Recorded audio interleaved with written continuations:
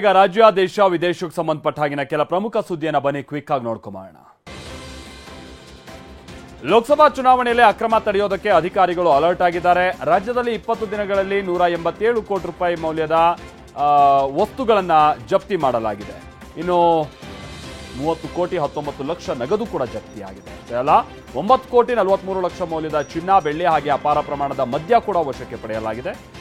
ಚುನಾವಣೆ ಘೋಷಣೆ ಬಳಿಕ 1240 ಎಫ್ಐಆರ್ಗಳು ದಾಖಲಾಗಿದೆ.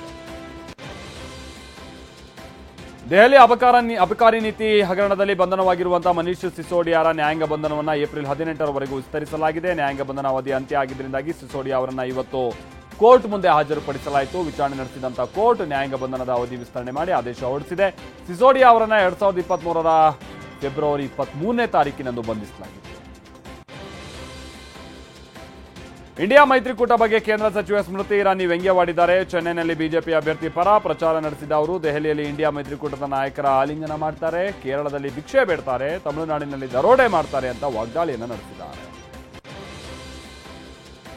ನನಗೆ ಜೀವ ಬೆದರಿಕೆ ಬರ್ತಾ ಇದೆ ಅಂತ ಎಐಎಂಐಎಂನ ಮುಖ್ಯಸ್ಥ ಅಸಾದುದ್ದೀನ್ ಓವೈಸಿ ಹೇಳಿದ್ದಾರೆ. ಮೃತಪಟ್ಟ ಗ್ಯಾಂಗ್ಸ್ಟರ್ ಮುಖ್ತಾರ್ ಅನ್ಸಾರಿಯ ಕುಟುಂಬ ಭೇಟಿ ಬಳಿಕ ದುಷ್ಟಶಕ್ತಿಗಳು ಬೆದರಿಕೆ ಹಾಕ್ತಾ ಇವೆ, ನಾನು ಅಷ್ಟು ಸುಲಭವಾಗಿ ಹೋಗೋದಿಲ್ಲ ಅಂತಲೂ ಓವೈಸಿ ತಿಳಿಸಿದ್ದಾರೆ.